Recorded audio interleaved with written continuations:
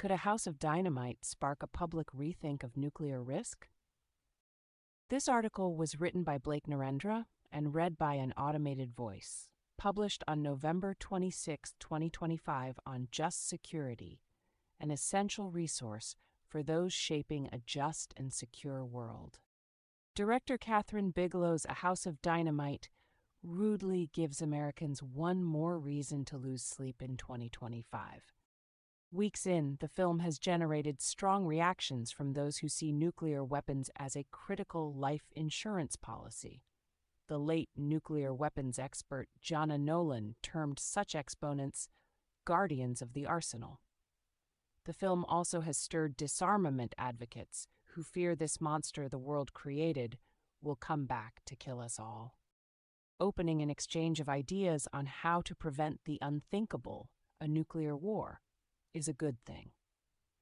And if the film succeeds where most fail and sparks a genuine public rethinking of nuclear risk, it could begin to address the long-standing democracy deficit that relegates nuclear weapons policymaking to a relatively small group of officials who rarely face the voting public. Americans deserve a role and would be best served if they take more responsibility in shaping policy related to potential extinction-level threats, even if their preferred approaches vary widely.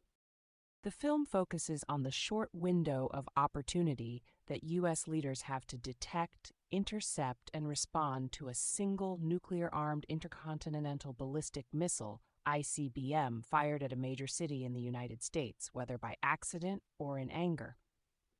In Bigelow's scenario, a suspected cyber attack blinds U.S. early warning radar, making it impossible to definitively identify the country responsible, known in nuclear arms lingo as attribution.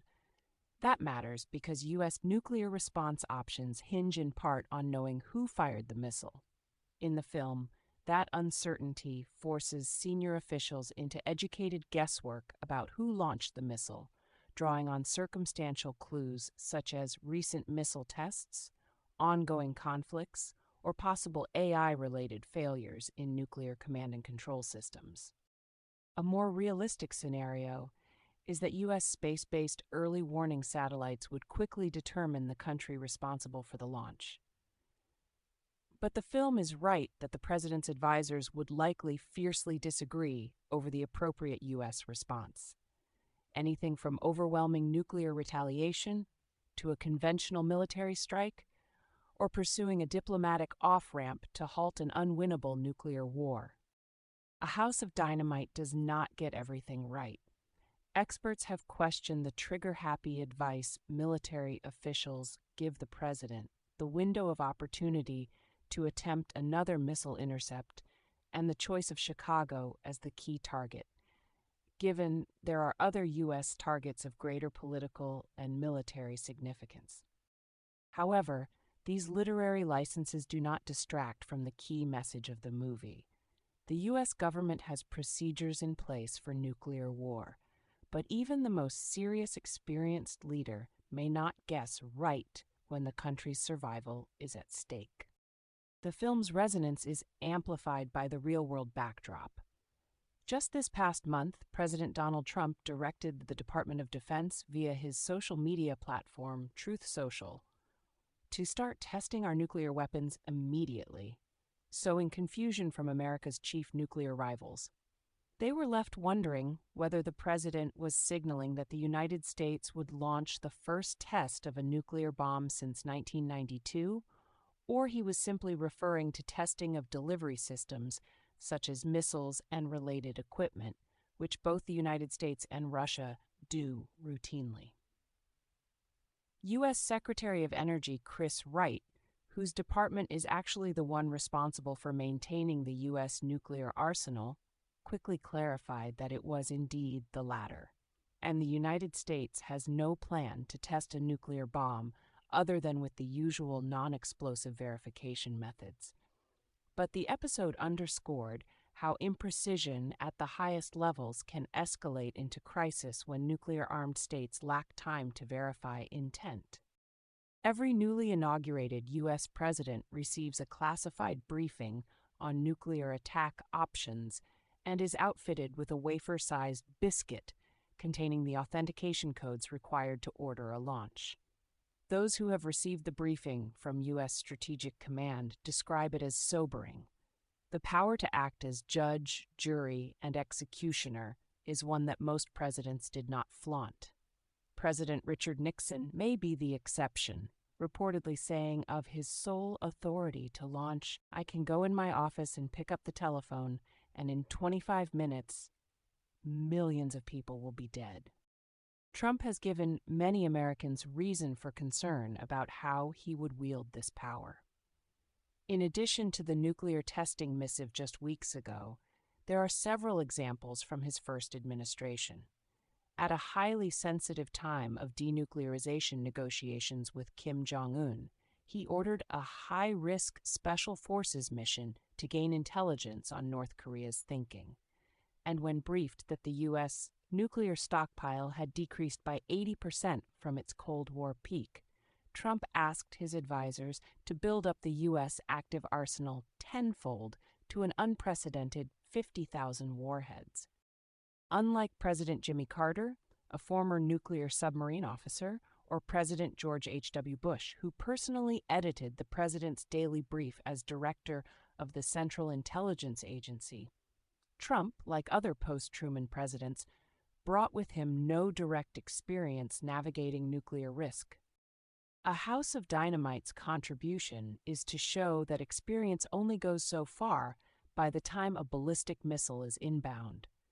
As the movie depicts, the United States has detailed procedures for nuclear deployment, but that plan doesn't account for the vagaries of the human element in deciding the fate of millions. The president's sole authority to launch nuclear weapons is one king-like power that he inherited from his predecessors, dating back to President Harry Truman. And unlike the tariffs that the current administration is defending before the Supreme Court, this is one executive authority that faces no serious check in U.S. law or practice. That democracy deficit in how the United States wages a nuclear war once started is likely here to stay. But the democracy deficit in most urgent need of repair is the one that leaves nuclear policymaking writ large to a small group of officials largely invisible to the broader electorate.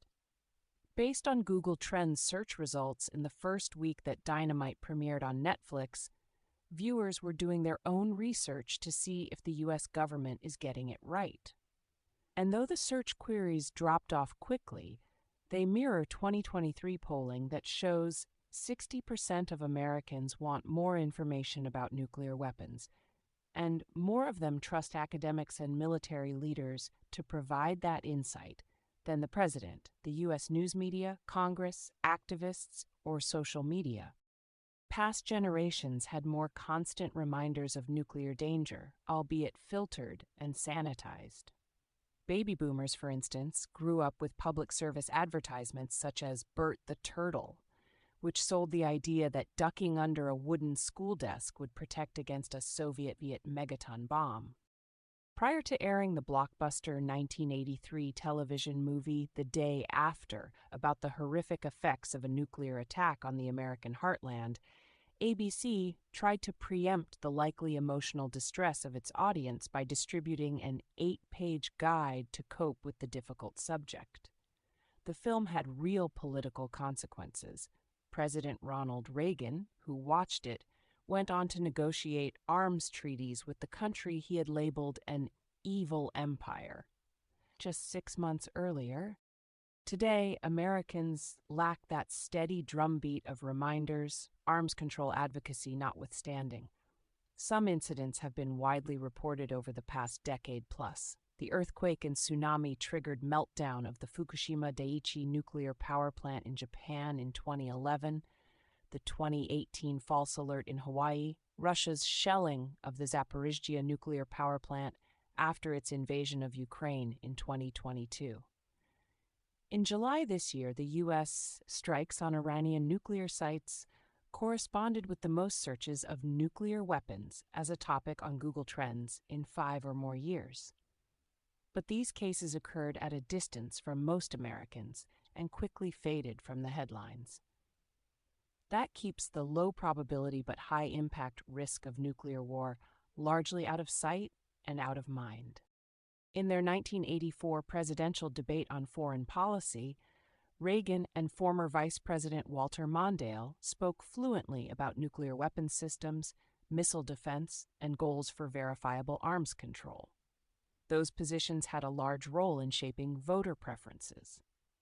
By the 2020 cycle, they were relegated to a short quip from then Vice President Joe Biden, poking fun at Trump in their presidential campaign debate for reportedly suggesting to advisers that the United States drop a nuke into the eye of a hurricane. A House of Dynamite ends before any post-detonation aftermath like that depicted in The Day After, but it captures the incredible pressure that civilian and military leaders would face in a real crisis. Those raw emotions are often omitted from nuclear posture debates and doctrine. Like The Day After, Bigelow's film is not prescriptive. It is meant to illuminate.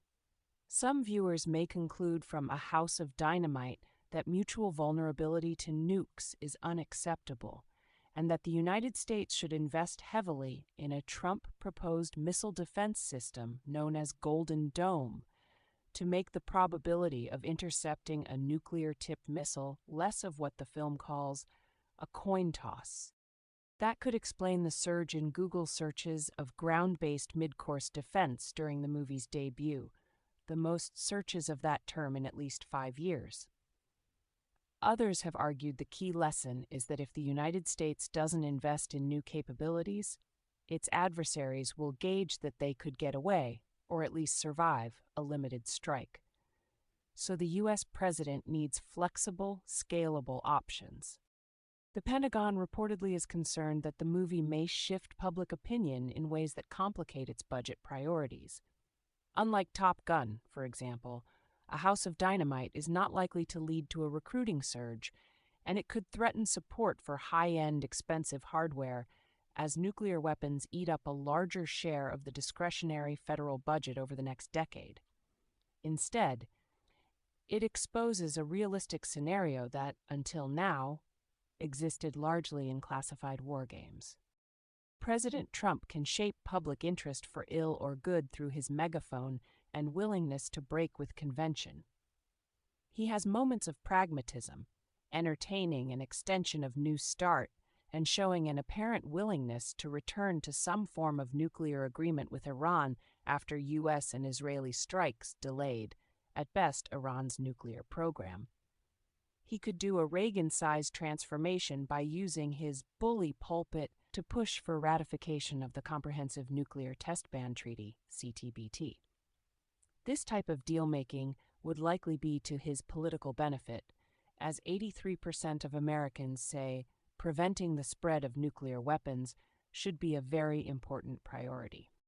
By elevating a set of issues that the public says they want to learn more about from trusted sources, elected leaders can help repair the democratic deficit in nuclear policy making, the one that leaves most Americans with little agency in shaping policies that reduce the chance that everyone they love could be killed in 20 minutes.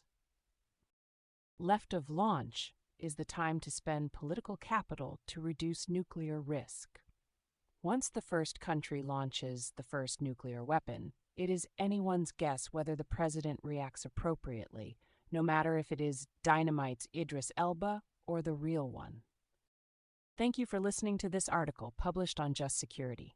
To stay up to date on Just Security's analysis of law, policy, and current events, go to justsecurity.org, subscribe to Just Security on Substack, and follow us on LinkedIn, Blue Sky, Facebook, Instagram, and Threads.